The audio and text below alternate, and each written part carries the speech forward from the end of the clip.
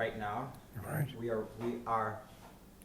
are rolling, Mm-hmm. and it is December 26, 2014, day after Christmas, and we are at Avi Grant's house Mm-hmm. in Raanana and on Hapalmach Street number 10, and this is our second meeting, and we are going to start today with your whole decision of not being very happy at work and deciding to let the word out that you're ready to volunteer and come to Israel after the 29th of November 1947 UN declaration, partition of Palestine. The war breaks out, the first part of the war breaks out the next day. And where are you? What's going on? Why do you decide to, what do you do? Okay, so I'll start from there. Well, basically, the United Nations had decided to divide Palestine into two states, the Jewish state and the Arab state. And the Arabs made it quite clear that they didn't want that, and they weren't prepared to agree to it. But it was going to go ahead anyway because the United Nations said so. So everybody knew that the latent state of Israel was a sitting duck. You had the Egyptians in the south with armies armed and trained by the British. You had the Jordanians in the east, armed and trained by the British. In fact, trained by a guy called Glub Pasha, who had been a colonel in one of the crack regiments in England, one of the guards. And they were supposed to be the finest soldiers in the world. And he had been training the Jordanian Arab Legion. And in the north you had Syria, again not very pleasant to Israel, trained and armed by the French, and Lebanon likewise.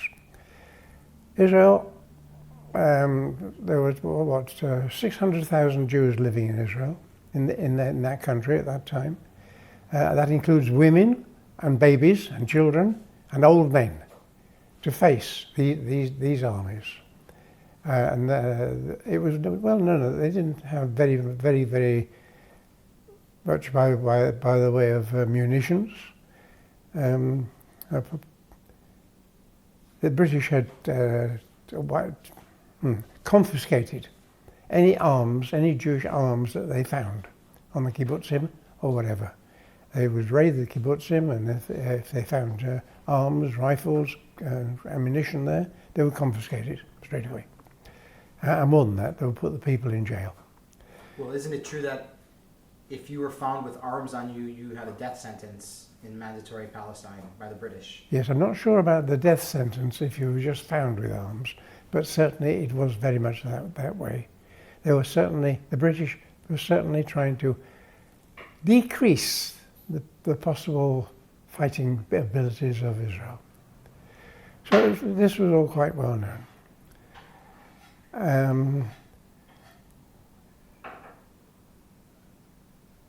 And this is already late 1947. This is November 1947. This is November. November. And are you hearing about, like, when you're living in Liverpool, what kind of news is coming out to you before the declaration, the United Nations declaration? You know, there's the King David explosion, there's the Irgun, there's the Yes. Stern Gang, there's the Haganah, there's the Palmach. Are you affiliating yourself with one of these groups? No. No. No, not at all. I knew about them. It was common knowledge. The Stern Gang made headlines every so often, and likewise the Haganah. But I wasn't directly involved with any of these groups at all. I was just a young Jewish boy, and that's it. So you decide to try and put the word out that you want to go to which is still Palestine, Mm-hmm. and help the war effort. That's right. Continue. Just that. I didn't know who to speak to or anything, but in the Jewish community in Liverpool, I told one or two people that I was prepared to go, willing to go, more than willing to go. My own personal thinking on that time was that along these kind of lines, that I had no parents, they were killed. I was a stranger to my sister, my only relative, and my other relatives didn't seem to want to know me very much. And so if anybody was to go, probably to be killed, why not me? And that was the thinking at that time. And so I passed the word around, and somehow some guy, I think his name was Izzy, I can't remember what his name was, contacted me, and I met up with him privately. So, out of the blue, this guy contacted you? Yes. Well, not quite out of the blue, because I put the word out that I wanted to be contacted. He was a very secret guy. Was he British? No, he was Israeli. I think he was Israeli. Well, anyway, he was part of Palmach, so that's many things. So he contacted me and we met up. And he interviewed me. He interrogated me thoroughly as to who and what I was, who my parents were, and where I came from, and where my family was, and all that kind of thing. And then he said he'd get in touch with me again later. And a few days later, he did, and he told me to give up my job and go and live with my grandmother again, and I would get a letter telling me what to do next. So I did. I gave up my job, just gave the usual notice and so on. I was going to say the officer, but the guy to whom I was responsible in the firm was very understanding. Wait a second. This guy Izzy tells you to give up your job and Yes. to go back to Leeds and Yes. live with your grandmother after you haven't been there for two and a half years. That's right. Yeah. Well, I've been there. First of all, what's the interrogation about? Do you remember, like, what?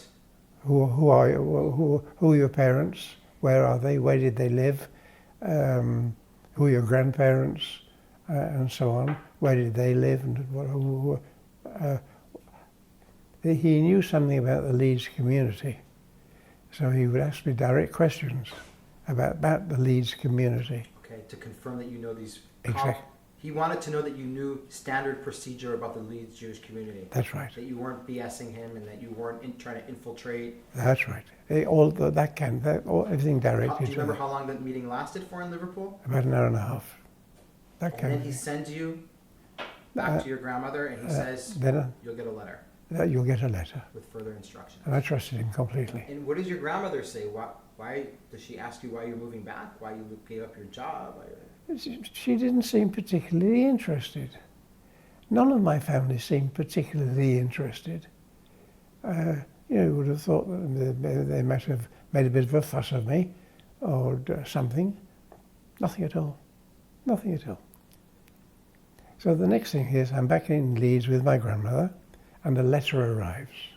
Okay, wait a sec, yeah. And in the letter it says, go and buy the following things. Go to in England at that time there were ex-army stores where you could buy ex-army stuff. He said go there and buy boots and socks and shorts and shirt and a whole load of stuff. Can't remember now in detail, and a rucksack because that's what you're going to travel with, and wait for further orders. Oh, and a passport. Make sure your passport's in order. Very important. And wait for further orders. So I did just that. And then came just passing time, and then I think I got a phone call.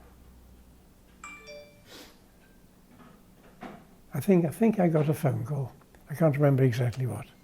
But I know that I was told one way or the other to take a certain train to London and to go to a certain address in Oxford Street, in Oxford Circus, and there I would be told what to do next. So I did just that. I packed up all my stuff, said goodbye to who everybody was. Nobody seemed to be particularly interested in anyway. Got that train, got to London, but somehow I got to this address in Oxford Street. Yeah. And Oxford Street, of course, is all shops. But by the side of a shop, there's an entrance. It was a rather smart entrance with some little paper notice on it. Again, I've forgotten exactly what it was, but it was enough to indicate that I'd come to the right place. So I walked in through this entrance, which was very smart at first, and I had to go upstairs. As I climbed the stairs, I think I had to go up to about the 4th or 5th floor, right up to the attic. As you went upstairs, it got grubbier and grubbier until right at the top it was really grubby and narrow and not very nice at all. But there was a door there with a piece of paper on it with some letters. I've forgotten exactly where. Enough for me to know that this was the place I should be in. Knocked on the door and walked in. It was a very bare room, not too big, with a desk, a cheap desk, and a chair the other side of the desk, and a guy sitting in this chair, and he was obviously expecting me. And again, he interviewed me, interrogated me to make sure that I was the guy that I was supposed to be.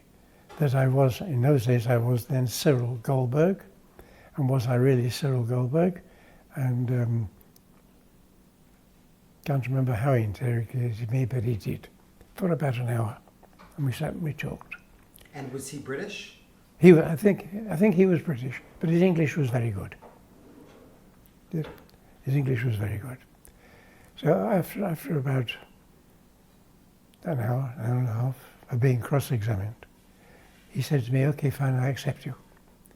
And you are now to go to Victoria." Accepted to what? As that I am what I am. That I was. But do you have any idea who these people are, what they belong to, who they're affiliated with? No. No idea? No, at that time, They no. could even be Etzel people, you have no idea? Exactly. No idea at all. Clueless. Yes, that's right. It wasn't until sometime later that I found out that they were Palmachniks. And that was it. That was it. So the guy says you're kosher. Yeah. You're in London. Where are you staying? Nowhere. We're going to move on straight away. So from London? He told me to go straight away to Victoria Station and catch a certain train to Paris. So I did. Again, by the way, I had to pay my own fares and all the rest of it. All on you. It says here.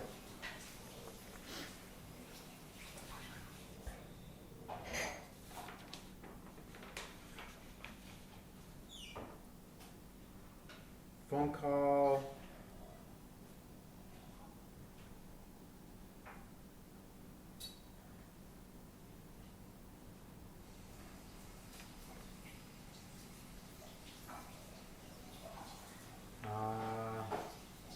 Here.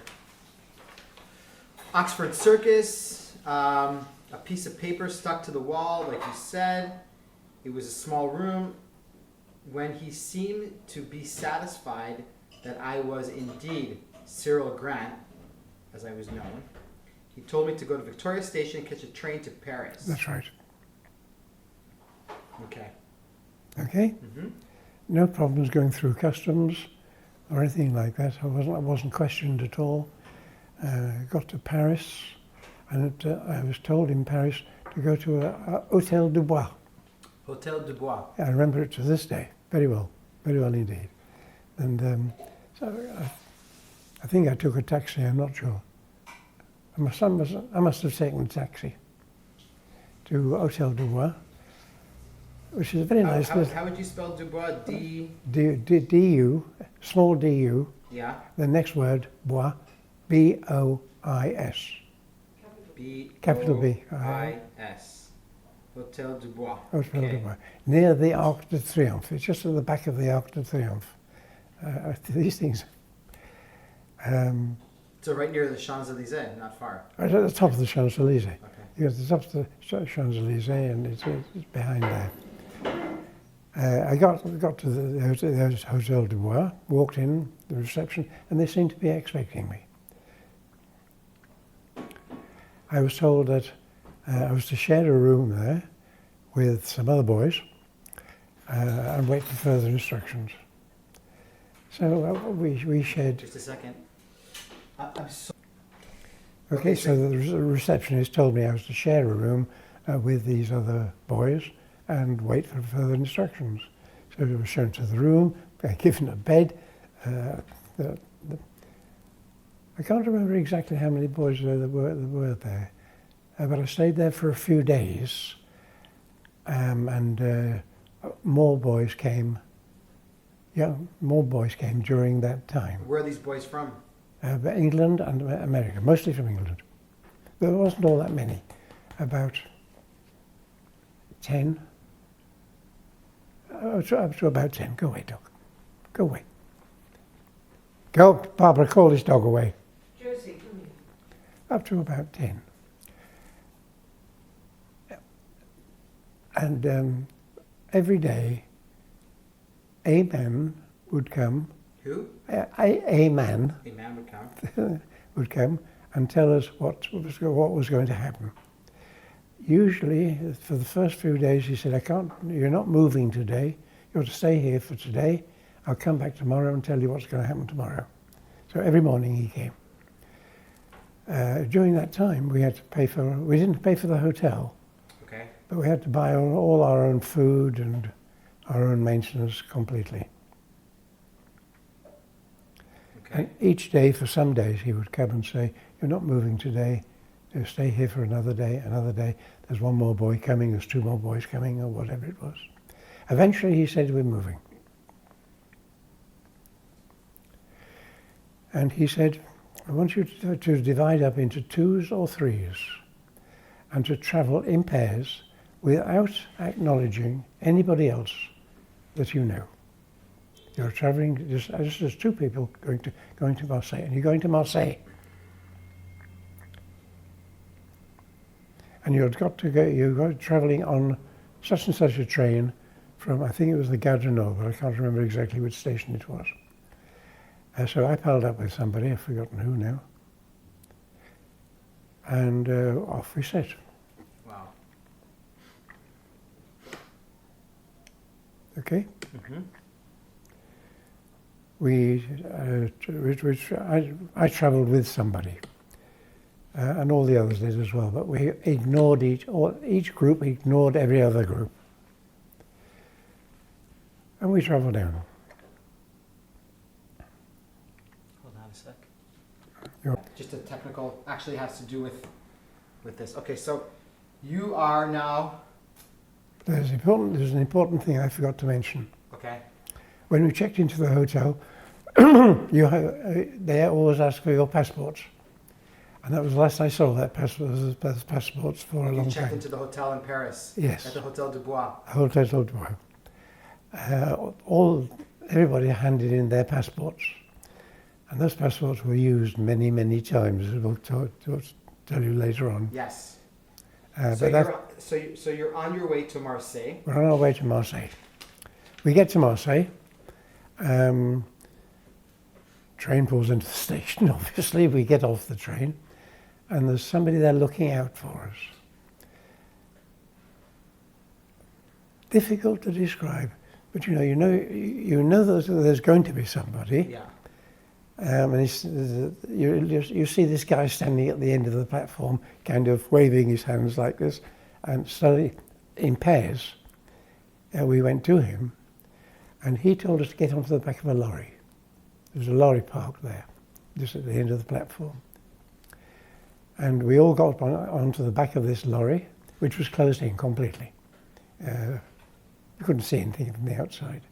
And after we got in, there must have been about, at this time, about 10 boys on the back of this lorry. We're all in, and the lorry sets off and drives. We don't know where it's going, we don't know anything other than we're being driven somewhere. After about an hour's drive,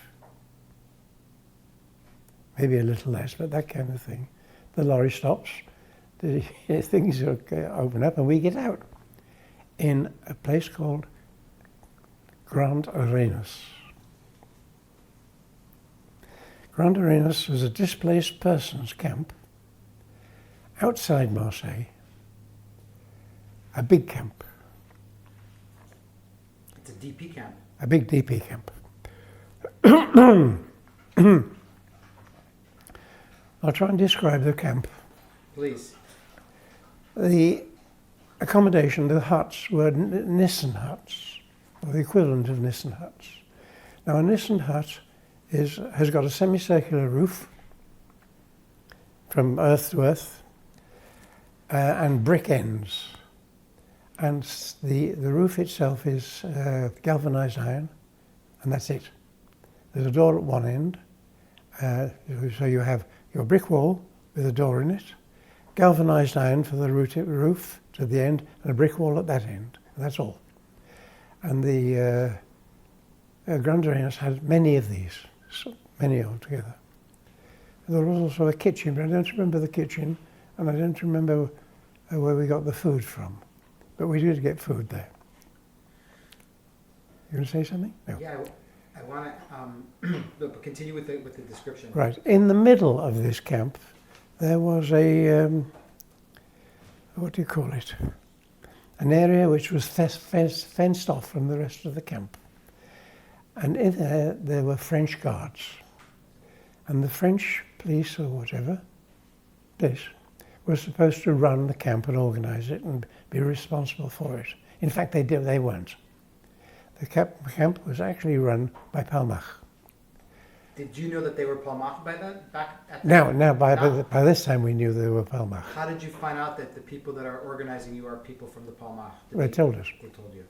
And they told us that we were now members of the Palmach. Did you have to swear allegiance to the Palmach? No, Not yet. no, we never had to swear allegiance. Never, even Never. when you came and fought here. That's right. Wow, interesting. Never at all. I want to ask you a question. You get to this DP camp. Mm-hmm. Is this the first time you are witnessing the survivors? Yes. Tell me about that. The inhabitants of the camp, they were a very extremely mixed lot from all over Europe and from North Africa. Large numbers from North Africa. I don't know how I can describe them to you. They were desperate people, if you like. They're people who'd lost everything, including their dignity.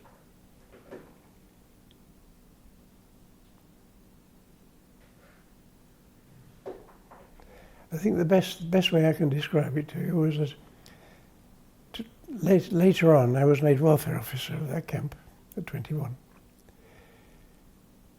And the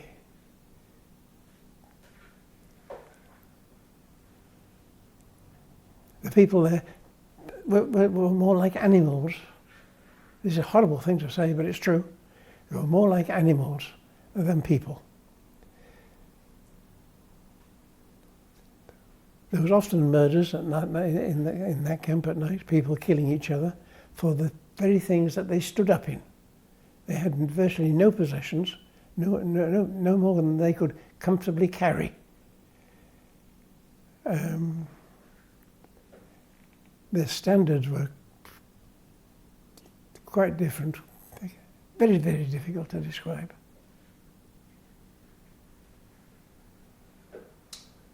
If I tell you some of the things that happened there,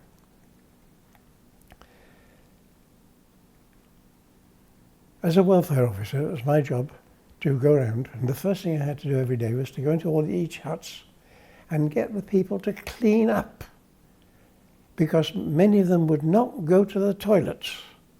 They would do whatever they needed to do by the side of their beds, and the place would stink. And they would stay there, because they were afraid that whatever few possessions they had, that they left them for 5 minutes, they would be stolen.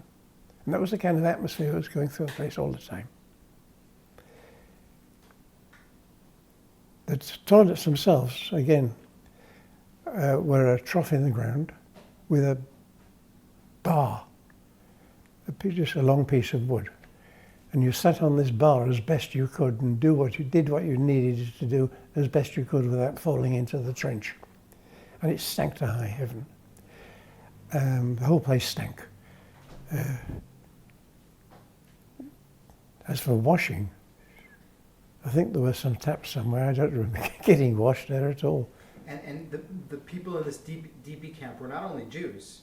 No, they weren't only Jews. They were nearly all Jews. Nearly all Jews. But not do, all. do you I know that you guys move out after to your training, but before that,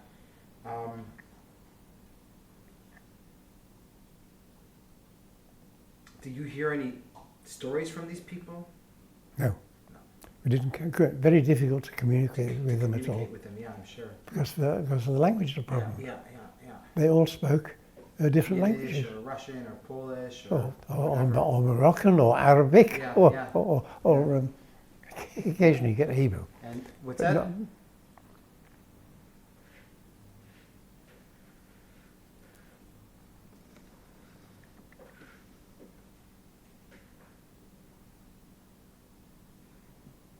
Okay. Let me see here our notes.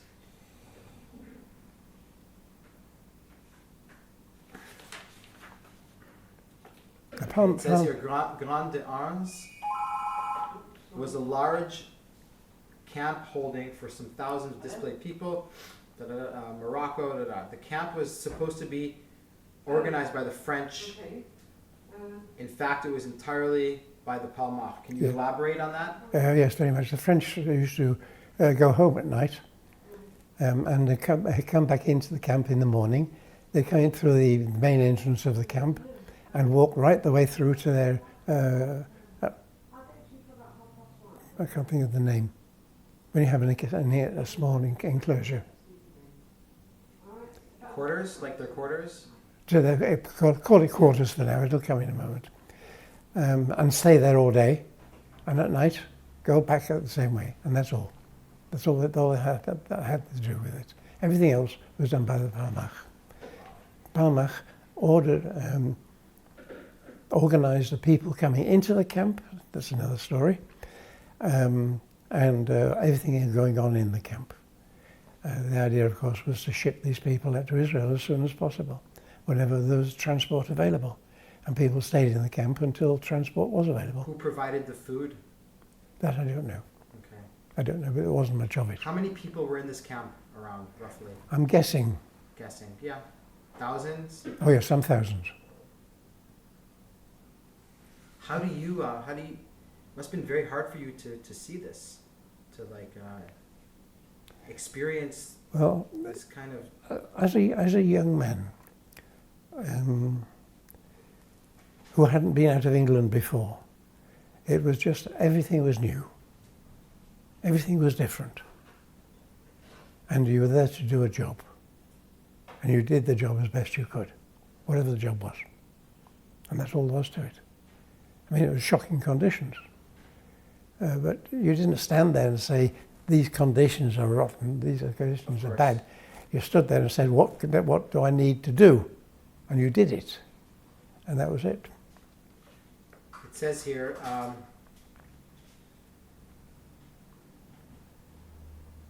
the camp was supposed to be, in fact, it was entirely run by the Palmach. Yeah.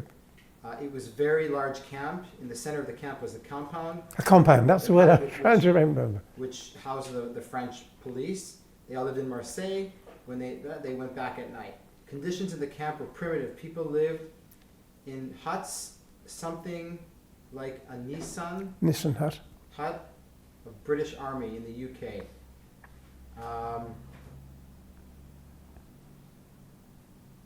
Okay, describing how the latrines, I don't remember all the people we fed except for the food was very poor and there was not much of it.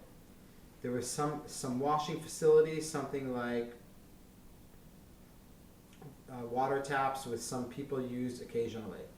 We, the English-speaking boys who had traveled down from Paris, joined another few who were already at the camp. That's right. On our second day, we were once more piled into a closed lorry and driven off to a place which I later discovered was Trieste. Trieste. A small town on the foothills of Provence. That's right.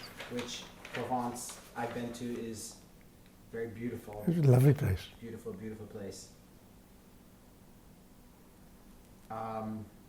So you are, so in this one day that you're there in the camp, you're not really working there, you come back there after, and that's when you left. That's right. So you are piled up on a truck again. Yep. This time by this time there was about 20 of us. And most of you guys are British or some American? No, all English speaking. Oh, English. British, South African, South African. American, Mm-hmm. and from other parts of the world as well. Okay. Just Do you remember any of these people, any of their names? Do you remember them? Yeah, I remember. Yes, yeah, that's true. Yes, I remember a few of them. Good. My close friend at that time was a guy called Geoffrey Barnett, who came from Leeds, who I knew in Leeds. Another one called Sir Planer, I can't remember his first name, Bernard Planer, again from Leeds. And you made friends.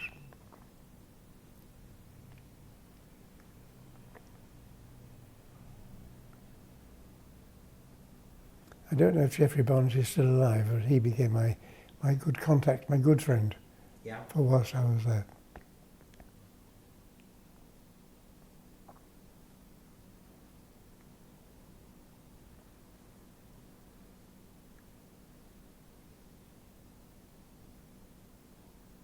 Okay, tell me about where you're going now.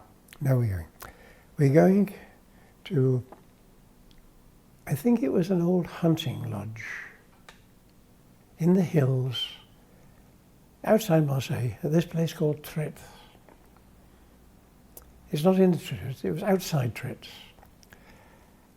How far of a drive from the DP camp? From the DP camp, an hour. Okay. An hour in a lorry, that kind of thing, going up into the hills. I think it had been chosen because the terrain there was very, very much like the terrain around Jerusalem. Okay. Same kind of terrain, rocky, hill, the occasional tree, the occasional bush, and so on. And I think they had rented this hunting lodge because of its location. It was high in the hill, and to get to it, there was a narrow track which a car could just about get through from the main road. And more than that, when you stood at the entrance to this place, you could see the whole of the way down to the main road at the bottom, all the way down. So anything incoming, you could see it long before it got there. So that very important, very important. So you could see. Okay, please continue. Okay, so that was that. It was, I think it was an old hunting lodge. Okay. It was built around, the house was built around a kind of a yard, a big yard, with a house on one side and what seemed like barns and workplaces on the other two sides.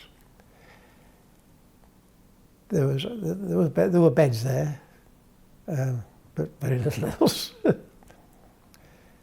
What shall I tell you about it? When you came in, you came through the big gate at the entrance, and you walked across this yard, kind of thing. And the big house was on the left, and that's where we lived, where we slept. But this is better conditions than the DP camp. It was better than the DP camp. Yeah. It was. At least it was clean. Exactly. We could clean it. And there weren't thousands of people there. That's right. We got how many? We got 20 guys. 20. There were about. Who receives you there? Some Palmachniks were already there. Sabras? Are these Israeli guys? I think they were Israeli guys.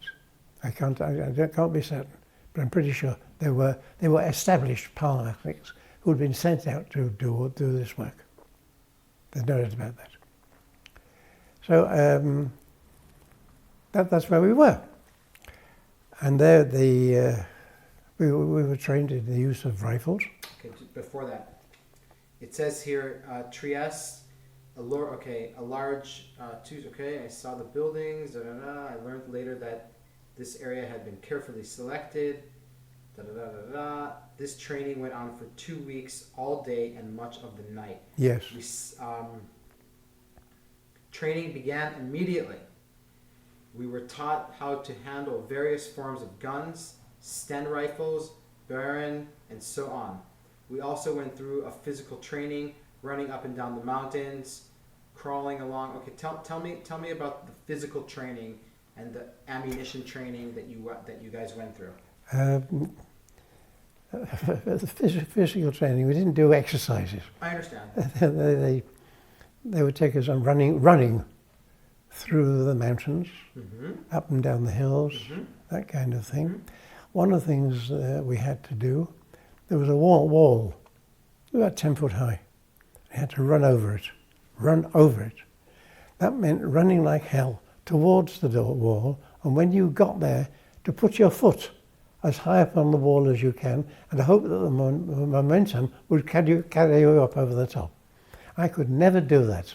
I just couldn't do it. But all the other boys seemed to do it.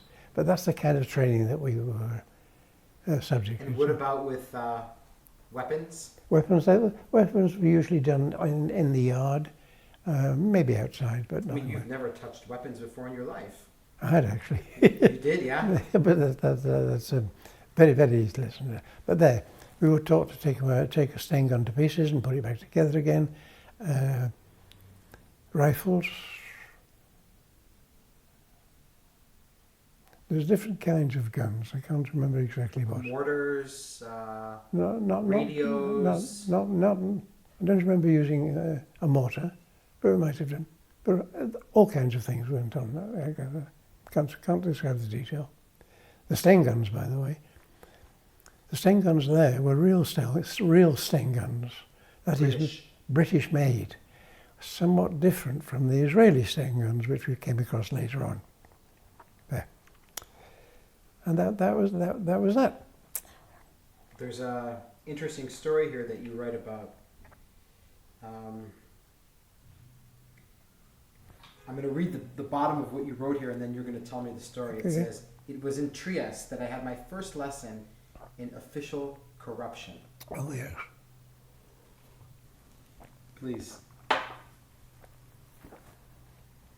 I told you, that's at the gate of the yard. You could see right the way down the entrance road. So when you're at this compound where you guys are, you have a clear, like, nobody can come in without you guys knowing. You have the advantage of looking down at who's coming in. That's right. Okay. So, always somebody else. And of course this is done extremely secretive. Of course. Hush, hush. Nobody can really know what's going on. Very secretive. When we were delivered, if you like, to this place, it was in a closed lorry. Sure. So nobody could see who was coming and who was going. And so that you couldn't even you couldn't. Could have been If clean. you were caught by the French police, you couldn't even tell them where you were, how you got there. Exactly. Exactly. So there was always a guard. And once a week, the local French police used to come to search the place. Rumours got around. And whoever was on guard watched out for them coming. And you could see the sergeant, with usually about 10 men, marching in single file up this road. And you could see them from a long way away. So the warning would go out, and the guns and everything else like that would be hidden. And eventually they would come. We just kind of hang around. And eventually the sergeant and his men would come in, and they'd walk in through the gate, and they go straight across this yard to a building on the opposite side of the yard, big building, in which there was a big table, a massive table.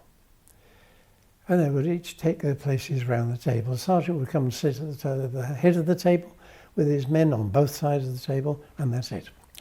And wine would appear, good wine. American cigarettes, very valuable at that time, would appear, and a lot of drinking and joking and all that kind of stuff. And this would go on for about an hour, maybe even a bit longer, depending on how long the wine lasted out. And then eventually the sergeant would stand up and say, "Hey, Pierre, time to go." And the men would stand up, and they'd all march out in single file through the door. But as they went through the door, each man had his little packet, a little envelope. Who would give him the envelope? The guy who was running the place. The the Palmachniks. Yeah? And they would march down the hill, and that would be the end of that. And that would be a search. And what was in those envelopes? Money. How much, I don't know. But every man got his share. I know that. That was my really and truly first sign of corruption, real corruption. Because they knew exactly, those men knew what was going on, but they kept their mouths shut, and they came to search, and that was that.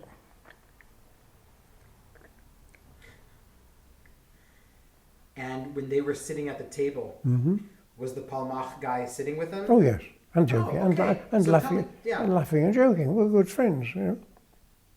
Okay, so the Palmach, like, you guys weren't sitting with them? No, we weren't involved in that. No. It was the people who were the Palmach commanders would sit with them, Yes, drink with them, smoke cigarettes, Yes. and then they'd be, okay, yes. salam alaikum, and oh, here you go, here Yep. you go, here you go, That's here you go. exactly here you go. like that. Just like that. And this happened how many times when you were I there? think about once a week. And how many weeks were you there for? 2 weeks. 2 weeks. And that was just what had to be done. That's right. That's just what had to be done. That's right. There's a lot of things went on like Of course. that. Listen, think of the situation. You need to bribe a lot of officials to get these Jews out. People in the docks, people in the government, police officers. Exactly. You got this is it's part of the. One of the people that I interviewed for this project did the same thing, but in New York, with councils of South American countries to get papers for ships. Yes, understood. Envelopes here, envelopes there, laundering money, bribing. That's the way it's done. That's the way it's done. And it gets done that way. Didn't seem to bother you. No. It was necessary. You get when you're living under those circumstances, it's not a question of what is right and what is wrong. Never. It's always a question of what is necessary at that time. Yeah. And that's what you do. Is there anything else that you didn't mention here about? Okay, here we have. I wrote. Did I mention the bed bugs there? Excuse me. Yes, we're going to talk. I want you to tell me about the. Just a second. I'm just looking here.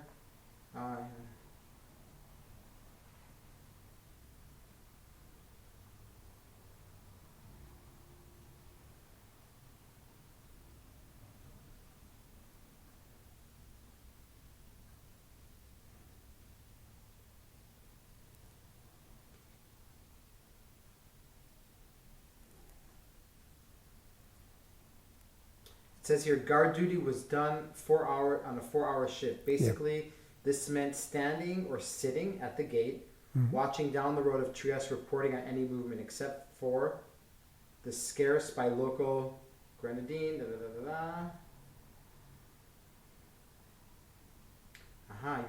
There's a story here about your guard duty at night. That was quite something. Tell me about that. That I've never forgotten. Wait a second, let me just write this.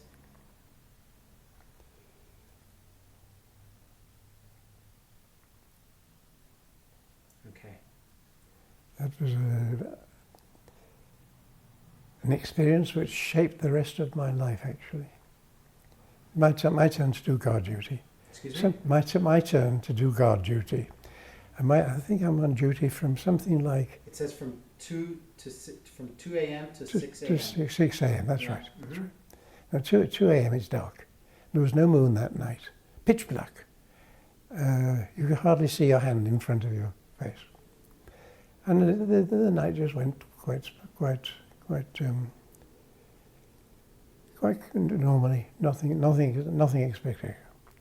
Let me try and describe what the situation there. This place is high up on a hill.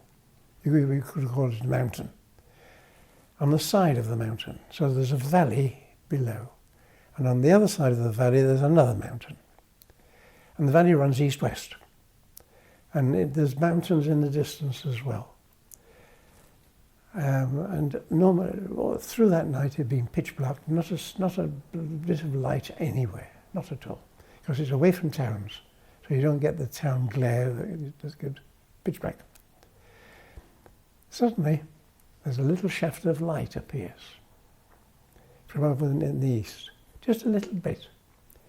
And it lights up a little bit of this valley, just a little bit. And the colours haven't come yet. It's still almost black and white. And then slowly the black and white, the shaft opens up.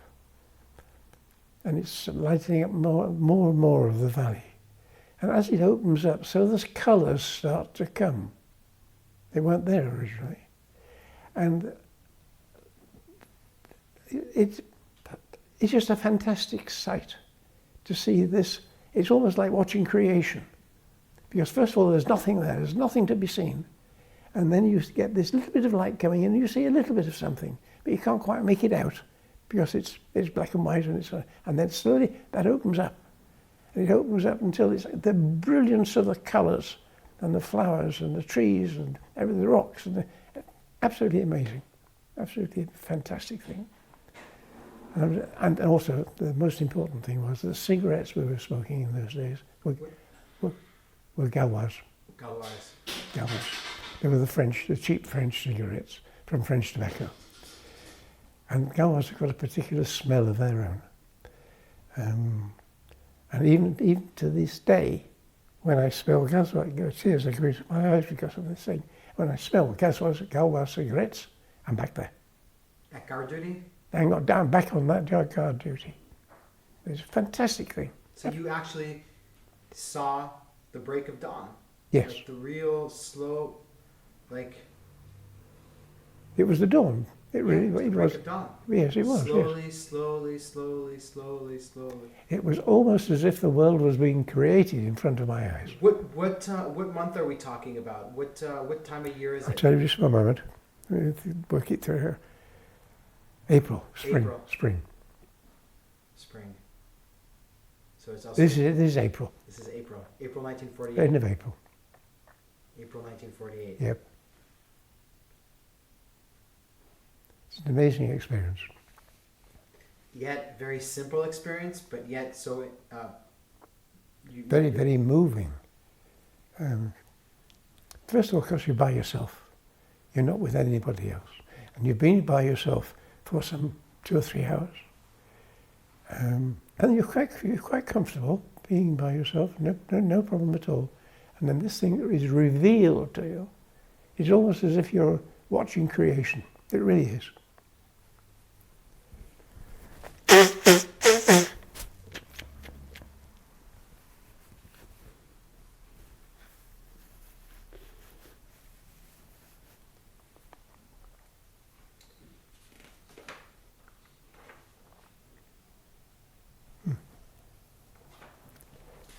These things bring back so much emotion in me that sometimes it's difficult to... Well, this is a very good memory. This is, it says, after about 2 weeks, word came that we should return to the DP camp. Yes. We did, again, close the lorry, and we were shoved back, sent back to the D camp. Did I write there about the bed bugs? The bed bug, yes, you did. I did. Was the bed bugs at the DP camp? No. So tell me about the bed bugs. Well, the first night we were in Tritz, okay. We all had our beds, obviously, and we woke up in the morning covered in bites. And looked high and low for what's bitten us, and we couldn't find anything at all. So we kind of couldn't do anything about it. Next night, repeated, bitten to high heaven. But on the third night, one of the guys woke up. Yeah. We went to bed very tired, you can imagine. So as soon as you put your head down on the pillow, you went to sleep straight away, and you woke up in the morning. But on the third night, one of the guys woke up. And he woke the rest of us up. And what we saw was little bugs crawling out of the walls of this place in single file, coming out transparent, going into the bed, having a good meal, with blood, and coming out red, with a red line going back into the wall again. That was after that. Once we knew that, that wasn't too difficult to deal with. What did you guys do? Put DDT round every bed, so that the bugs had to cross the DDT. Didn't kill them straight away, but eventually it did. That was just one of the little things that happened.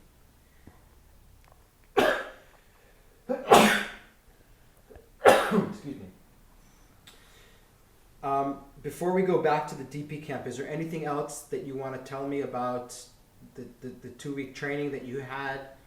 About, you're trained now to be a fighter, basically. A gorilla, to be exact. A gorilla? Yes. Not a gorilla, not a gorilla animal. A guerrilla warfare. Yes, exactly. Are they at this time in Trieste? Not in Trieste. In Trieste. Trieste. Yes. Are you getting briefed about what's happening in Palestine? Are you getting briefed about what's happening in Jerusalem? Are you being like? We're being briefed. Okay. Absolutely. Do you remember any of the? I don't remember the detail. Okay. It was a common thing, but also we were taught how to sing as well. Sing.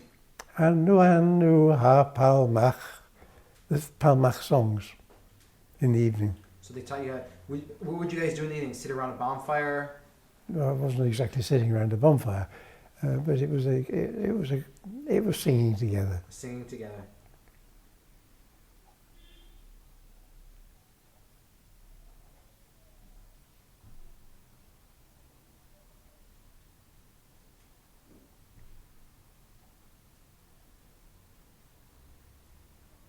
That was the entertainment. And they taught you these songs.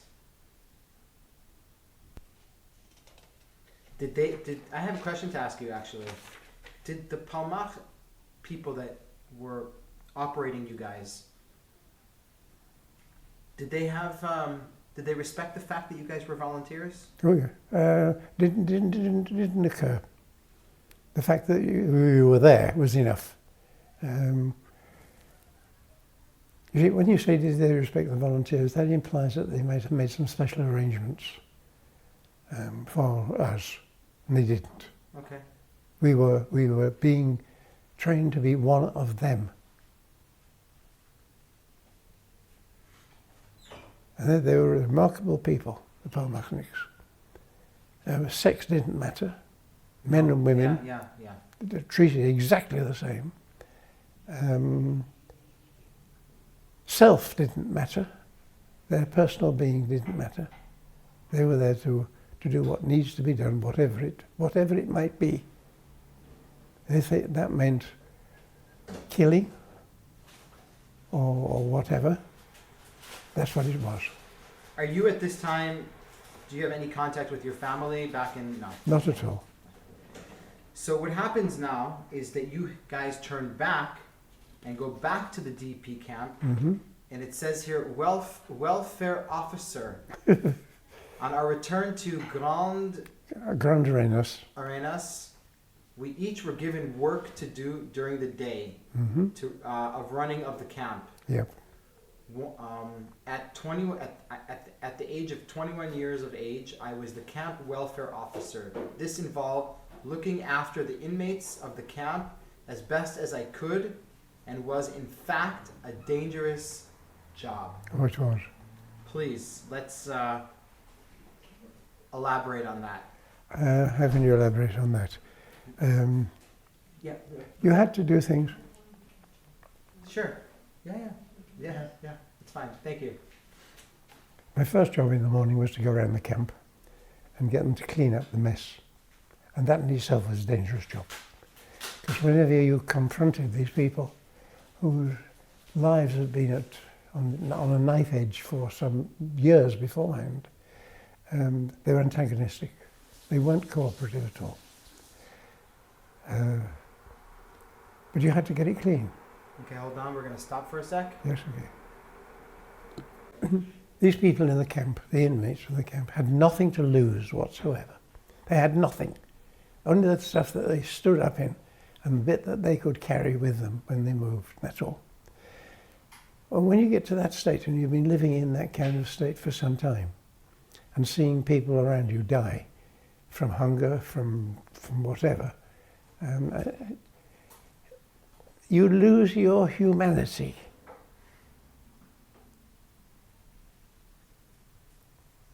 I've seen people there who were virtually animals, really and truly virtually animals. And that's a fact. It's not a criticism. I understand, yeah. It's a fact. Yeah. And as such, you get a bit of food, grab it. Yes? And there's something lying there, grab it quick, before somebody else does, before somebody else grabs yours. And to preserve your own life, you do all kinds of things which you would never dream of doing. Never dream of doing. When your life is threatened, it's not a threat that comes like I've got a gun here and I'm going to shoot you now. It's not that kind of threat.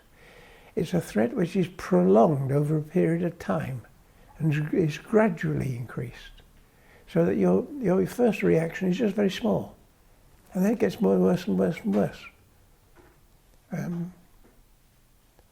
There were murders in that camp, just for the clothes that people stood up in, or maybe somebody had something special that somebody else wanted. It was that kind of thing. It was hell. It was hell. It really was. And what was your job as a welfare officer? To do whatever was needed to be done, like, for example, to try and keep the rooms clean. One job I had there, I was approached by a little Moroccan guy. Now, the background to this was that he and his family, he had a daughter, and his best friend had a son, both of them about 15, 16 years old. And they'd come from Morocco, and they'd travelled together. These two families had travelled together, and now they're in this camp. And they wanted to go to Palestine. Were they Jewish? Yes, they were Jewish. And they wanted to go to Palestine. But because the parents were elderly, they were being put back. The young people were being sent through first, because they could fight and so on. So what they decided was that his son, these two kids, the boy and the girl, should get married. That way they would be sent to Palestine together, and quickly. And this is a suggestion by the Palmach members. No. This is what they're thinking. This is what they're thinking. That's what they're thinking. Please come. No, Come. just listen. Okay. Okay, so they decided that these two kids, 15 and 16, or 16 and 17, that kind of age, should get married, and then they would get priority to get onto a boat to go to Israel. It wasn't guaranteed. The problem is that the girl's father, which is this man, he has to organise a wedding. And what can he do? He's got nothing. He hasn't got a penny to touch, and he doesn't know anything, so he comes to me. And he tells me, "Go away, dog." He comes to me. So what do? I managed to get half of one of these huts cleared for them to have the wedding. Most important, I managed to find a rabbi, or a guy who said that he was a rabbi, whether he was or not, I don't know, to do the wedding. Come and say the brachas and things like that. He said he was a rabbi. I think he was. I managed to get them some space. And I went to the French guards in the middle there and told them I was trying to organise a wedding, could they help? And they gave me half a bottle of sour wine over the top, and half a loaf of bread, and a tin of corned beef. You know what? A tin of beef. Canned. A can of beef. And that was their wedding feast. And that was it. I also found a guy with a violin, or a musician, who would come and play. And that was it. And they got married. That man, the bride's father, wouldn't leave me alone. He slept at the foot of my bed to make sure that nobody would bother me whilst I was asleep. when I woke up and when I was walking through the camp, he would follow me all the time with a knife. And when people started challenging me because of what I had to do, he would jump out in front of me with his knife.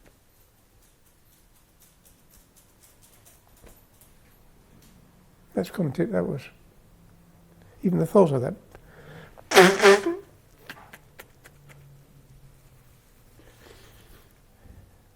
I'm 21 years old. And the fact that a man, old enough almost to be my grandfather, was prepared to die for me, for half a bottle of sour wine. Couldn't believe it, but that's how it was. And that's the kind of thing that went on there.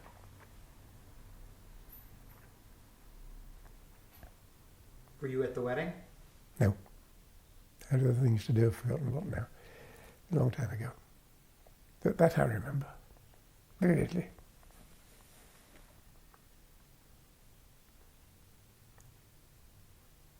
There were many other things. Hold on a second.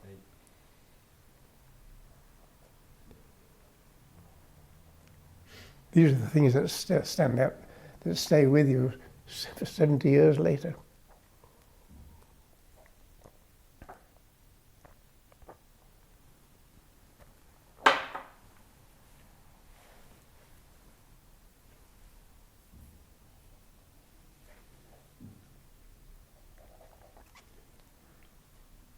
Do you know if this couple ever made it to Palestine? No. I think no they idea. did. I think they were on the same boat that I was on. But I don't know for certain. So you were basically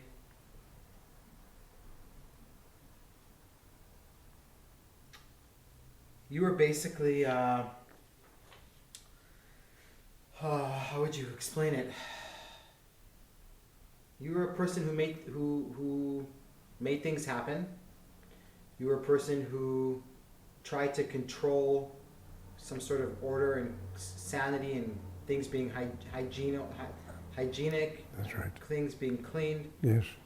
This is also some form of training to make decisions, to make things happen. Absolutely. I mean, do you realize that soon you're going to be thrown into battle? That's what we went for. Yeah, but I mean... We weren't prepared to die. These things were just incidental things that happened on the way. Shaped the rest of my life. And how. I saw things in these things I'm telling about now. Most people have never seen their lives. And I, as a young man, saw how degraded human beings can be, and how heroic they can be, you know, the other extreme and so on, and how selfish they can be, how there's more on the ship. You saw on the ship how people kind of, they want to live. They're afraid to die. But basically they want to live and they're afraid to die. And they do all kinds of things to preserve that. Things that you would never dream of normally.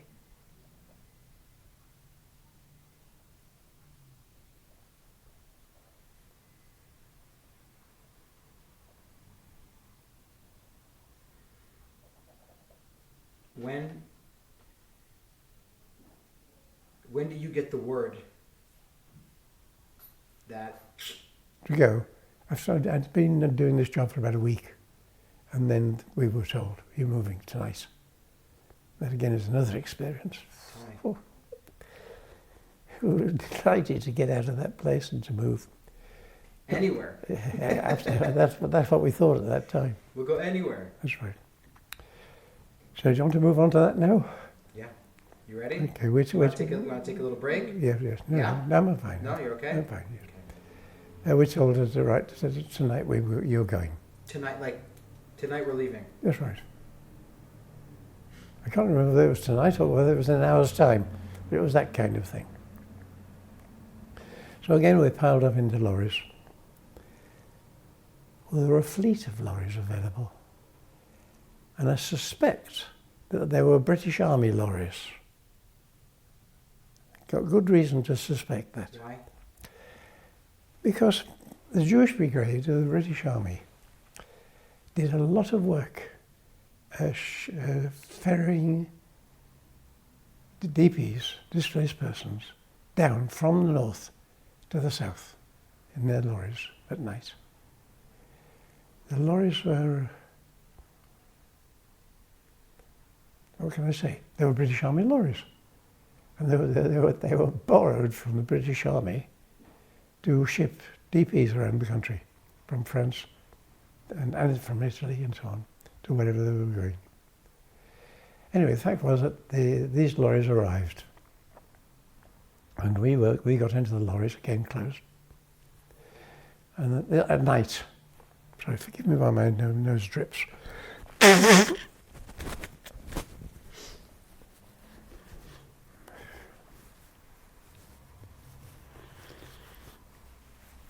So it's quite dark. We boys are going into one lorry, the front one. We get there first. And the lorries take us to the dock, to a place called La Ceuta, which had a very small dock, just big enough to take one little ship.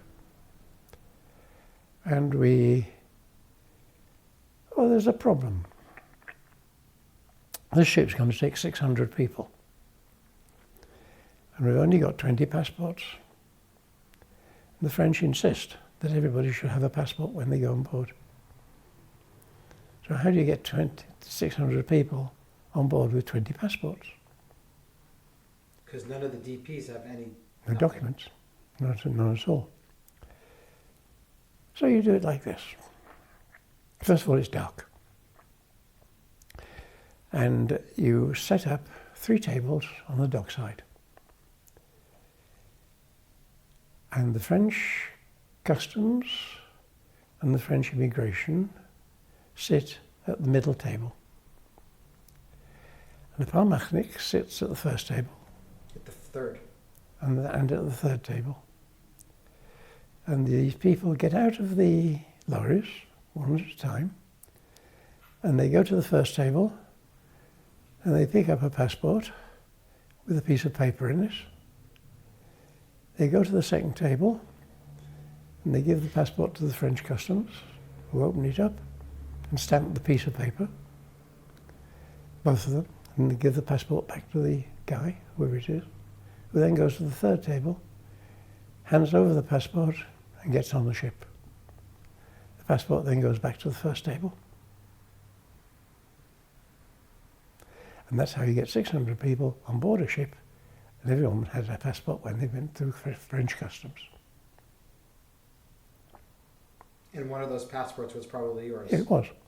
Do you still have that passport? Yes. You do? You'll show it to me after? Yes. Yes, I can find it. Okay. Yeah. I'm making a note that you should show me that passport after. Okay, fine. Yeah. I've still got it as a souvenir. I'm sure.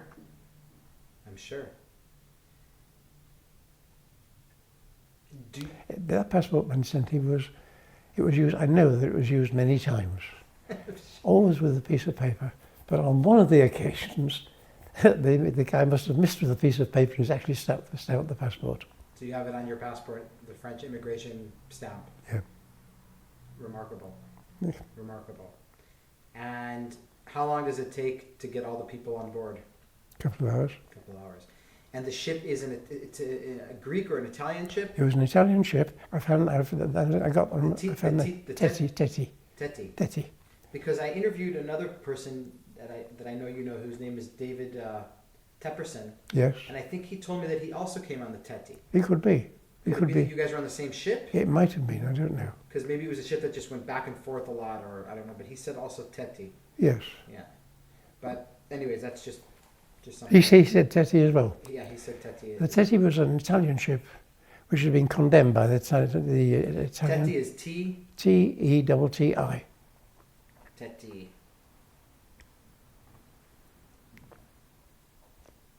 Okay. It had been condemned by the Italian authorities as being unseaworthy. It had a permanent list of 5 degrees. So when it sailed at an angle like that through the sea. It could hardly move, it would just chug along. It took 2.5 weeks to get from one end to the other, the Mediterranean, from France to Israel. It took 2 weeks. 2.5 weeks. So we're going to talk about that right now, and actually, what I'm going to do is I'm going to tell you about it. So it said that you write here that called the Teti, 200 tons cargo ship. It was in very bad condition. The crew was Italian, and they wore life jackets all the time at sea. Absolutely. It was obvious they expected the ship to sink at any moment. Yep. So the ship is really like... It's a derelict ship. Verkackt. Mm. You know that word? Verkackt? Well, whatever. In Yiddish. It's like, it's screwed up. Yes, it should have been scrapped. It was ready for scrap. On the dock was a grand plank where there were small tables, each about the size of a card table. Behind the middle table sat. Okay, that's the story that you just told us about the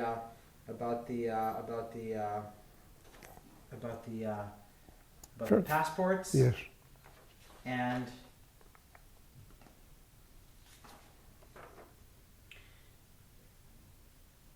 this is how you guys got 600 people on that ship. On that ship. You describe here. Let me describe the sleeping quarters to me. Sorry, saying sleeping quarters. Yeah. Well, you can actually see them in the Palmach Museum in Tel Aviv. They were shelves, just plain bare wooden shelves. Distance apart was less than the width of my shoulders. To get into these shelves, you had to stand in the middle, put your head and shoulders through, and slide yourself through on your back. That's how you do it. I couldn't turn, because if you turned, you hit the shelf above you. And that's it. There were shelves like that, but there were I think about 6 or 8 levels of these shelves in the hold. And that was the accommodation. The accommodation. Do you remember the day that you guys set sail? Do I remember the day? The date. The date? No. No. Okay. No, don't remember the date. Well, we know soon what date it is because there's the story of. Yeah. So, basically, the living conditions there were very, very, very harsh. It was not possible to turn over, as the space between the shelves was less than the width of a young man's shoulders. Yes. You got in and stayed in. That's If you right. wanted to change positions, you slide out beneath barely deeply and slide back again. At least I'm being consistent. Right.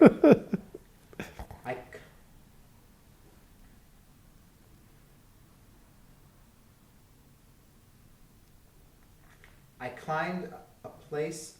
I claimed a place for myself on the second level down. Yep. Lodged my rucksack and went to work helping the others get on board and settle in. I don't remember exactly what we, the Machalniks, did for the first 3 days on the boat. I know for certain that we did not sleep for 3 days, helping the refugees settle them into their slots on the shelves. The next thing I knew, we were at sea, heading east. After 3 days of working non-stop, I crawled in. The date was the end of April, somewhere at the end of April 1948.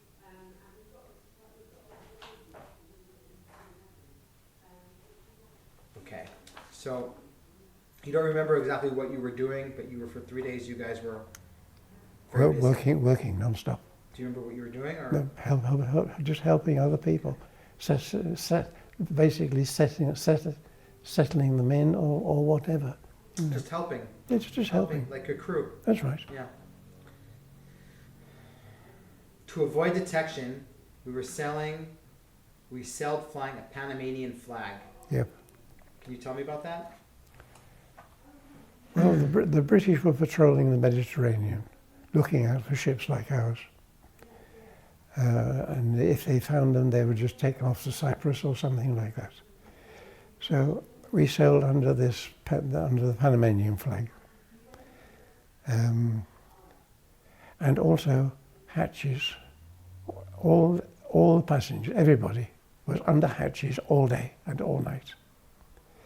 The only time we were allowed out from underneath these hatches was to get water.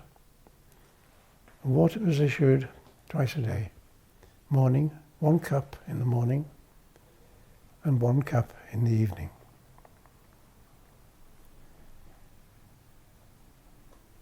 Okay. And people were allowed up on deck in small batches, so that if there was an aeroplane flying around or a ship in the distance, they wouldn't see 600 people. They'd only see a few people, and they just take them as being crew. That in itself was extremely traumatic.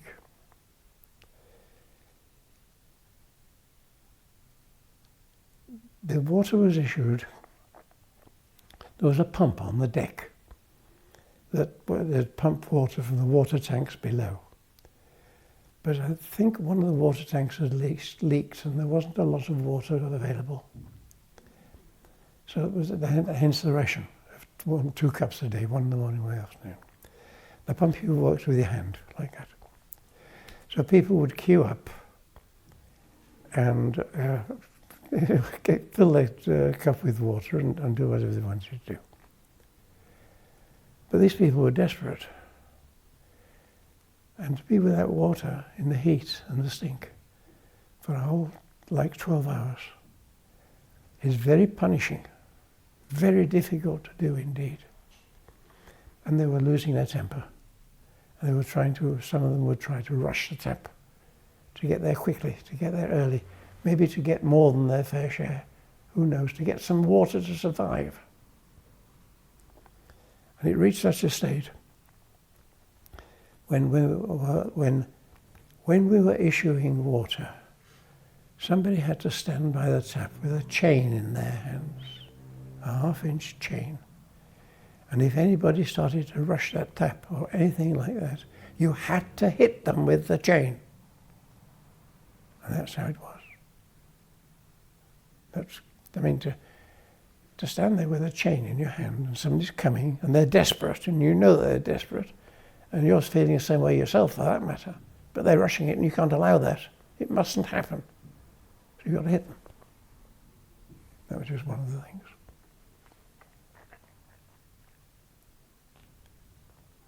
And these are people these are Holocaust survivors. Yes. Did Another thing, and this. Did you ever have to stand there with the chain? Yes. You know, we had to, day by day we took it in turns to do all these I'm jobs. sure nobody wanted to do that job. Nobody wanted to do any other jobs. We had to. It had to be done. The other thing which had to be done was, after the first 2 or 3 days, we found that there were quite a few women, youngish women, with babies or young children, toddlers. We found that these young kids were not getting their water. Wait a sec.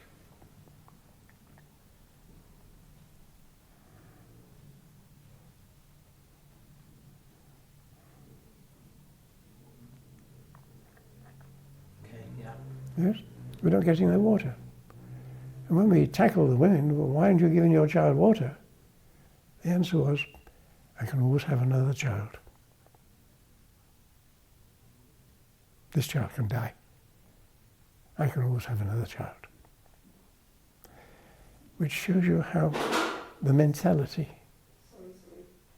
Eventually we had to take all the children away from their mothers, give them the water, and then give the child back to the mother. That had to be done. Otherwise the young kids would not have got their water.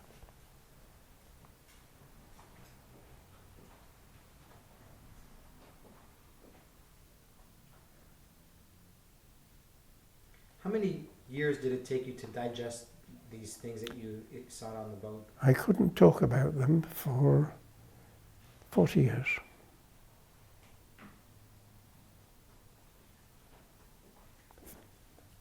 Yes, getting on for 40 years. 30 certainly. I certainly couldn't talk about them to anybody. And my children had no idea what went on in those 2 years of my life. No idea at all. They just didn't know. It was only of latter years that I'm able to talk about them. Even now, when I talk about them, tears come to my eyes. I'm emotionally moved. But people can't talk about these things. I mean, I can tell you now, but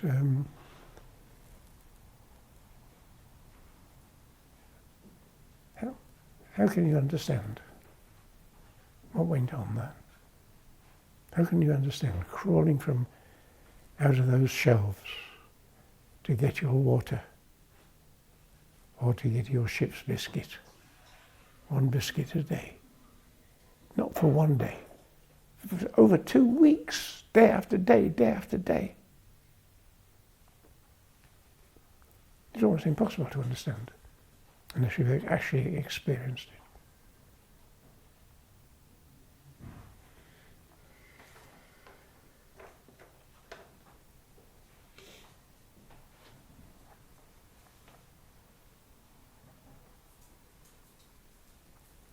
Did I write there about my gollywog experience? Excuse me? Did I write about my gollywog? When I had a wash for the first time for a week. Yes, we're going to get to that. Yes, you did write about that. You definitely did write about that, and I made a note here. I'm just, I want to try and go chronologically here.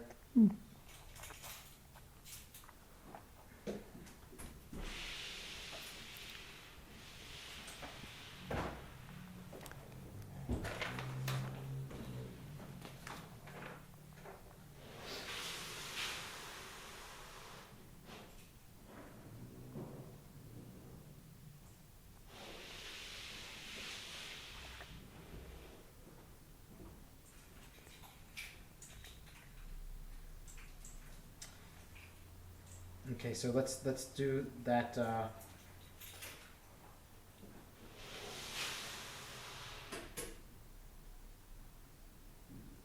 Let's talk about that gollywog. Little comic relief. Yeah, it was a bit of comic relief as well.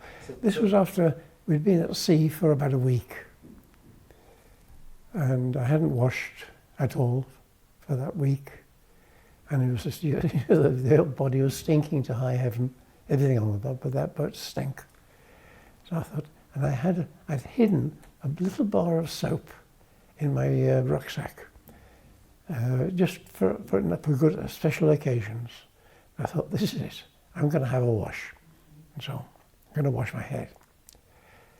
So to wash your hair, you throw a bucket over the side and pull up a bucket of seawater, and there were troughs there.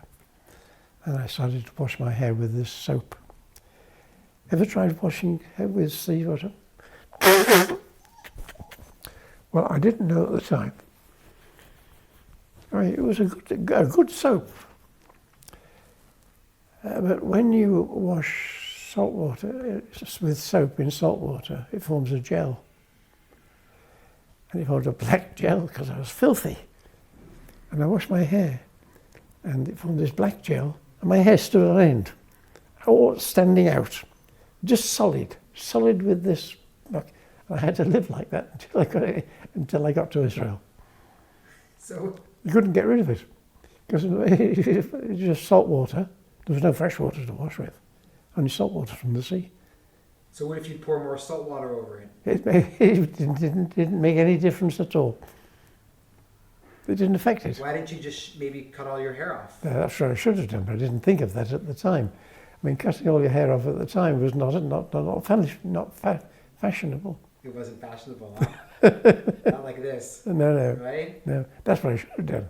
So did you wash yourself? Did you manage to clean your body though, or only by rinsing in salt water? That's all. No more than that.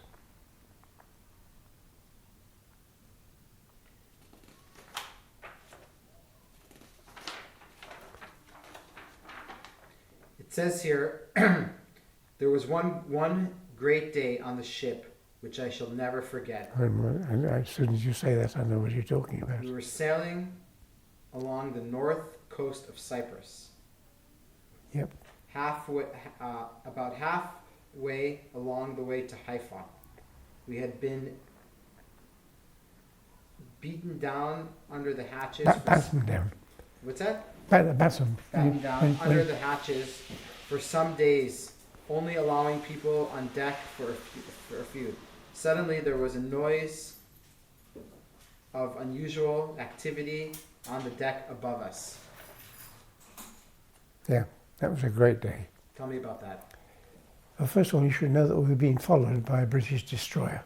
You were being followed? Yes. It was visible quite clearly in the distance, and it stayed on our tail for a good week, if not more. Had they boarded us, we'd have been diverted to Cyprus, and that would have been the end of it. But as it were, when they radioed on the radio, we were a load of rotten bananas. Excuse me? They contacted us by radio. The British destroyer? The British destroyer. They wanted to know who we were, what we were, and what we were doing, where we were going. So what were we? We were a derelict ship with a load of rotten bananas. And we were going to a small port at the end of Cyprus to be demolished. And they accepted that. They didn't pursue it anymore. Okay. So on this particular day, you could hear what was going on the deck. But it's things, there was activity which never happened before. Footsteps, Footsteps and noise and banging and that kind of stuff. And what it was the mechanics, the crew, were fixing up loudspeakers on the deck because Ben Gurion was going to declare the State of Israel. And that was broadcast, and that was picked up, and we heard that. And as soon as that was happening, the hatches were opened, people were allowed up, you would do what you please, because it didn't matter anymore, because there was a State of Israel, and the Israeli flag went up. That was it. After that, things were much better, much better, because you could come out into the air, you would breathe fresh air, and walk up and down, and things that people normally do, and that kind of thing. That was a magnificent day, that day. We got to Haifa 2.5 days later.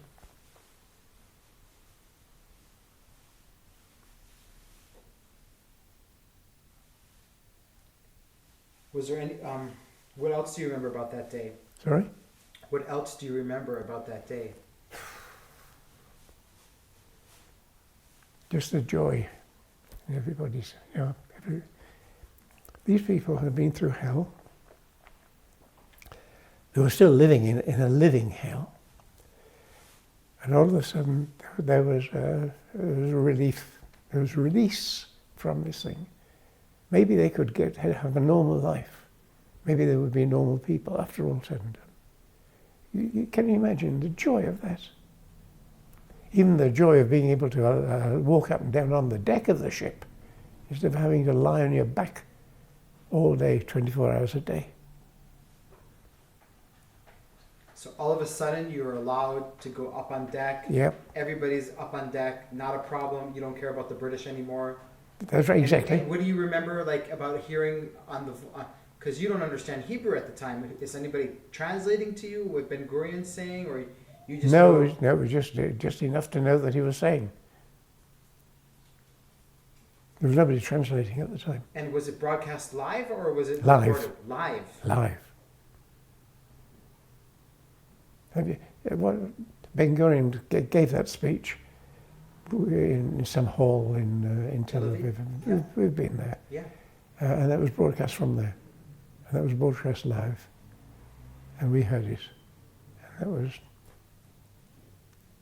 freedom, life.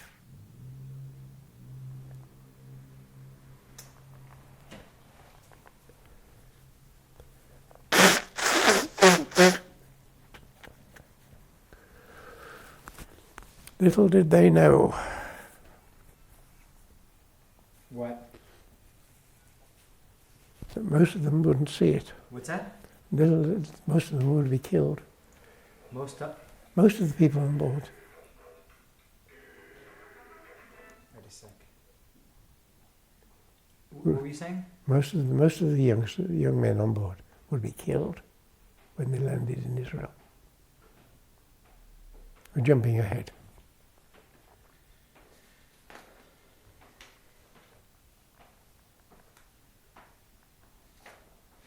Okay, so we'll actually go into this a little bit now. I'm going to the next part, and it says May 1948. So let's just to make things clear, the day that you hear that on the boat is May the 15th. 14th. May the 14th. Yes, I think. I think it's May the 15th. May the 14th is when the British left. May the 15th, the next day, is a Friday. Yeah, it must have been the 15th. And the 15th of May. Yeah. You are approximately 2 days away from Israel. Yeah. Now Israel. And the ship pulled in onto a quarry in Haifa Harbor. Key. Yep. At least the hellish journey of 2.5 weeks was over. Yep. And we arrived in the promised land. A new life for each of us was about to begin. Yep. So you, the Teti, is the ship that you are on. Yep. And thank you. Bye. We're done in about 15-20 minutes, so Oh, she's going now. we're gonna let her just go. Okay. You arrive in Haifa. Yep. Do you guys get off the boat immediately, or how what's going on? Like, there's still. But as soon as the boat docked, the people were starting to get off. See, you can't say immediately, but immediately means you've got 600 people to move, and that takes time to move. So the first thing that happened is that people would be disembarked. Actually, the first thing that happened was that some lorries came alongside. And a lot of the young people were put into these lorries. Something like 30 or 40 people in a lorry. And in each lorry there was an Israeli officer and guns. And they were driven off to Letron.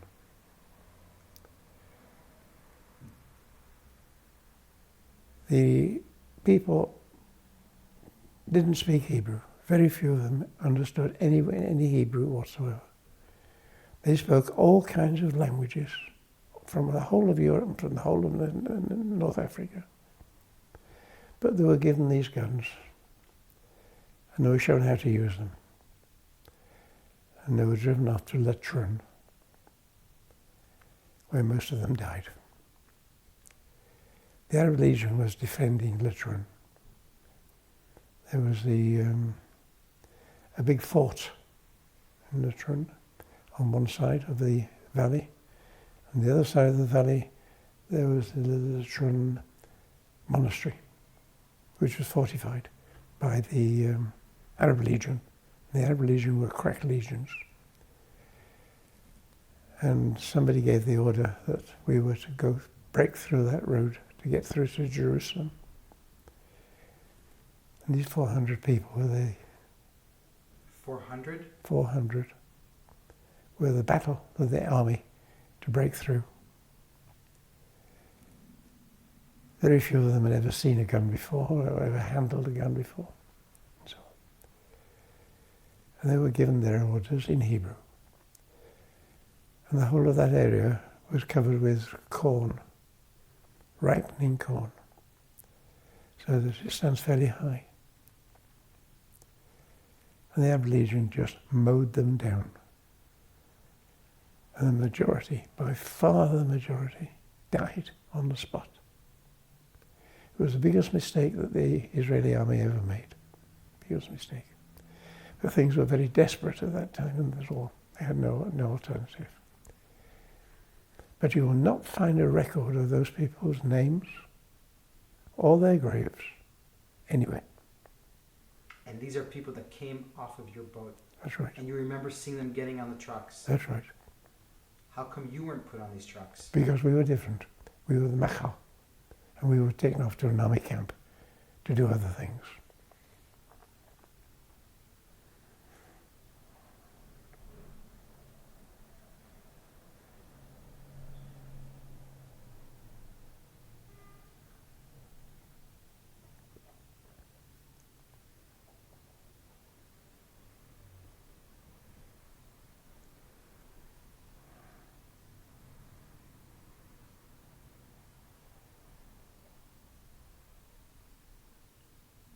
When did you find out about this? Like what you just told me now?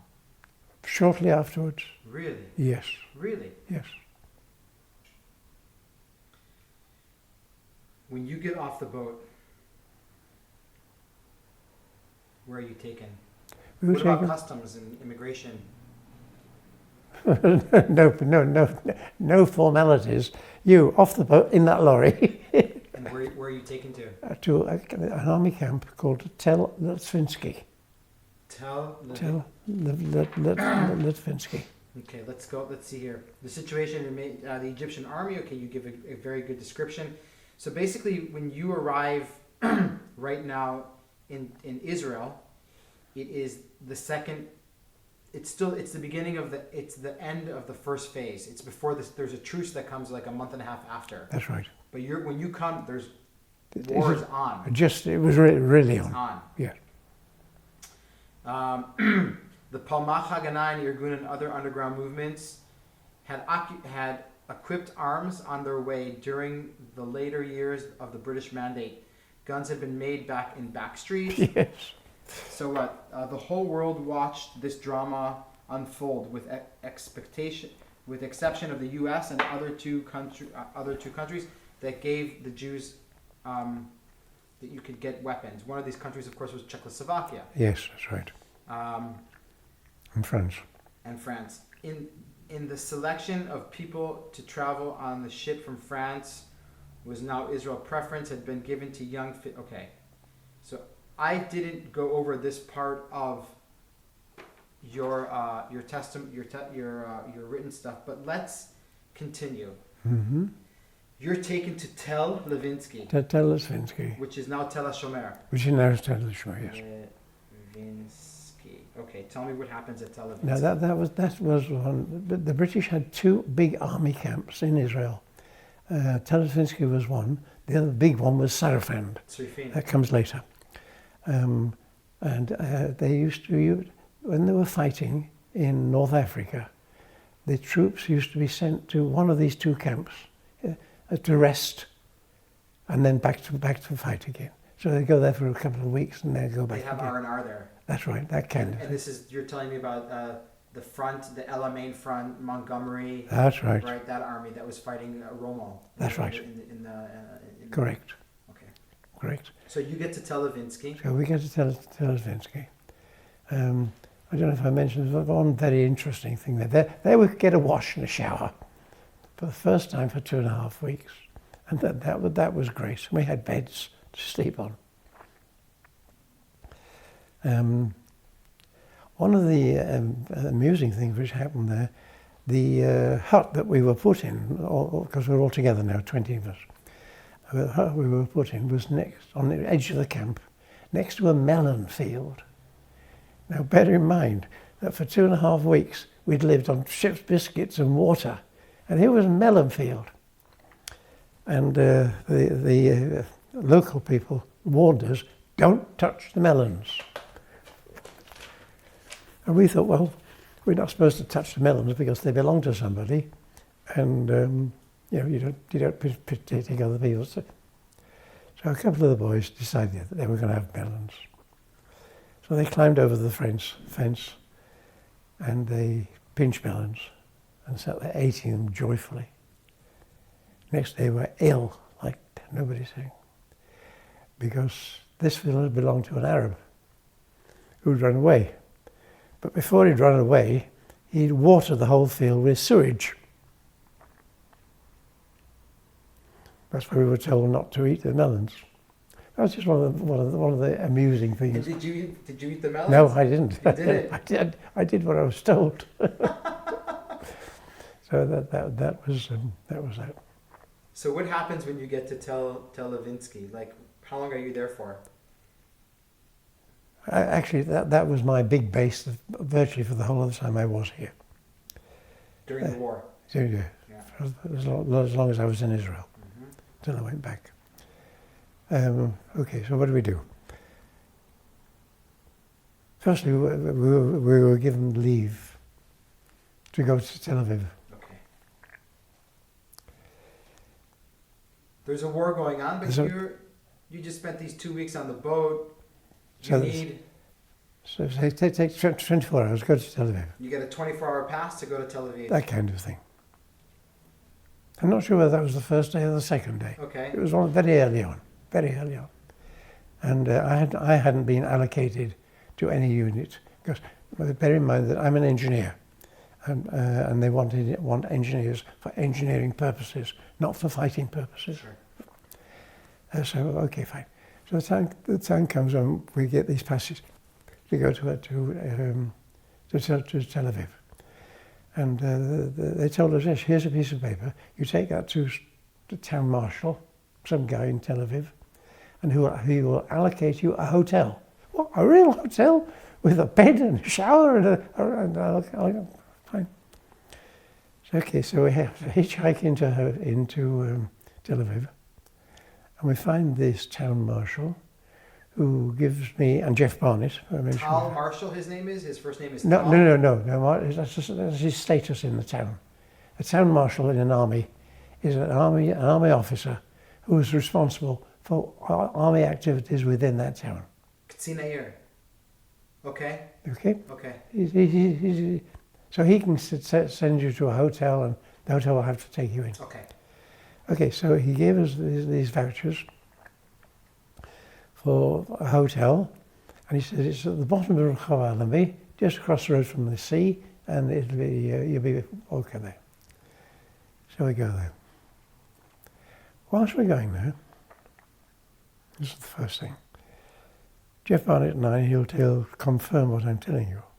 We're walking down Allenby Street, and we're shot at by Israelis with rifles and real guns. Okay, please continue. And they screamed at us, "Go back to Israel, you bloody Englishmen." Go back to Israel? Just to England. Go back to England, you bloody Englishmen. Now bear in mind all we've been through for the past month, not just only on a ship, but back in the thing and so on. And I'm a young man of 21 years old. That hurt. It really hurt. They shoot in the air? They shot? No. They shot to kill? Shot at us. Shot to kill? Not to shoot, to scare. To scare. So they shot at your feet, or? They shot from the other side of the road, across our shoulders into the walls. Because they heard you speaking English? Yeah. And we, of course, you see, we got our uniforms from the British Army surplus. So you're walking with uniforms? Yeah, well, khaki shorts and shirts, and boots. But aren't they? And it's from the British Army? From the British Army, ex-British. Okay, you didn't say that you were wearing British Army uniforms. Sorry? You're wearing a British Army uniform. That's right. I mean, I don't blame them. Yeah. I don't blame them at all. I don't think it was the right thing to do, but I don't blame them. And how did this incident end? Well, they just shot at us, and that was it. We walked on and went to our hotel. But that incident had a profound effect on me. Can you explain to me how? Yes. I'd been beaten up in London, in Leeds, as a teenager, and told, "Go to Palestine, you bloody Jew." I'd been beaten up in Manchester in the street as well. The same thing. "Go to Palestine, you bloody Jew." I get to Palestine, and I'm told, "Go back to England, you bloody Englishman." Who and what am I? And where is my place? I'm not wanted in England. And apparently I'm not wanted in what is now Israel. Where am I wanted? And that went very, very deep. And it took me 40 years to find out who and what I was. Searched everywhere.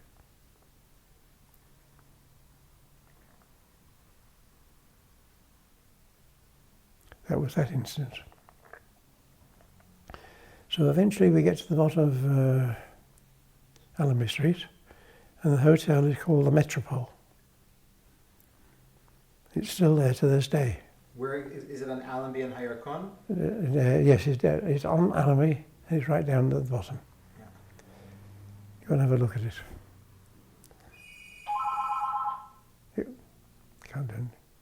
It was a brothel. So you get to this hotel. And it's a brothel. It's a brothel. Yeah. And we go in, and there's no reception. There's a window with bars on it. We hand our pieces of paper over at these bars. He says, yes, go up to the first floor and room so-and-so. We go up to the first floor and room so-and-so. Instead of being a nice hotel room, it's a room with stacked full of beds. Bunk beds. Bunk beds. Mm-hmm. Full of them. I don't know how many there were in there. But we managed to find 2 that were empty, and that was our hotel. We've actually finished up sleeping on the beach. It was much nicer to sleep on the beach at night than to sleep in that hotel.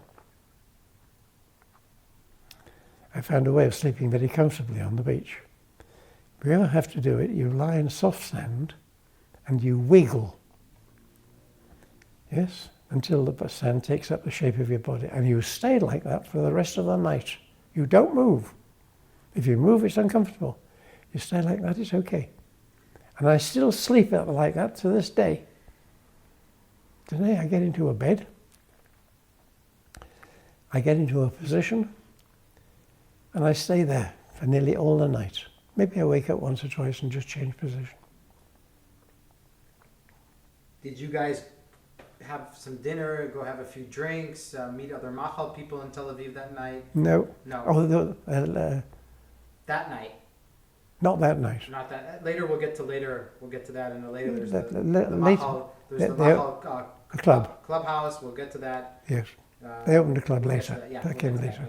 You guys go to bed. You guys just crash on the beach. That's it. You're like, forget this hotel. This is. That's right. Actually, I think we might have stayed in the hotel for one night or whatever. And what was your impression of Tel Aviv?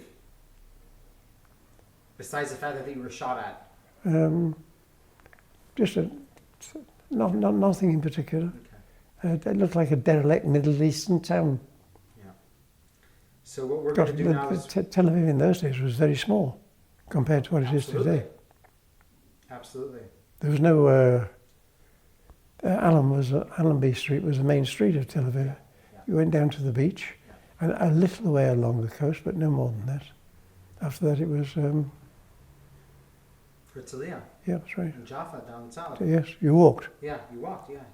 And when the Antalya Altalena happened. yes, she actually came ashore outside Tel Aviv. Yeah. We'll get to that. Yeah. We'll get to that. I just want to ask you, so when do you head back to Serafin? Like a day or two later? No, to Televinsky. To Televinsky. Yes, a day or two later. A day or two later, you Yes. go back to Televinsky. Maybe one night out, 2 nights out. Yeah. No more than that. Yeah. Then we go back. Then we were kind of sent to various units. What kind of unit were you sent to? I was sent to a unit which was called Shirut Ichsun. Okay. They were responsible for the camps and for the accommodation and all that kind of stuff of the army. They had a little office in Tel Aviv. What's the name of the unit that you went to? Shirut Ichsun. Ichsun. So I'm an electrical engineer specializing in electrical distribution. And they were responsible for all that kind of stuff. So you know that you're not going to be in the front line, basically. Yeah. You know that. Like, Well, give or take now. give or take. Hmm. Okay, we're going to stop here for today, Okay. so we know exactly where we're going to continue next time. Yep. And I am going to stop the camera right now. Okay.